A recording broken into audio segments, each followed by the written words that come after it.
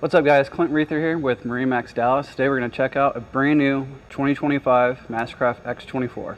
Let's check out the boat. Now that we're inside the brand new X24, you're still going to have your massive surf seats right here on either side. Nice walkthrough finished out with sea deck throughout the boat. This is spec'd out with the exterior gel coat of stealth gray with gold accents, and the interior is the beach tan. Let's check out the main feature is the new revamped dash. So the main feature on this boat is the completely revamped dash from Mastercraft. You're going to have two large screens. You're still going to have your main touchscreen towards the right. Huge display for the live feed camera.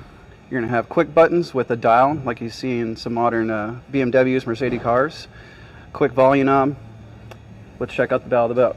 Now that we're in the bow of the boat, with the large pickle fork design, a lot of roomy spacing up here. You have finished out fold down armrest. A lot of storage up here. Both these sides butterfly up, so a lot of storage inside this boat. This is finished out with a bow filter cushion. It's just not installed yet. If this is something that interests you, come see us at MarineMax Dallas. Again, my name is Clint Reether. Looking forward to hearing from you.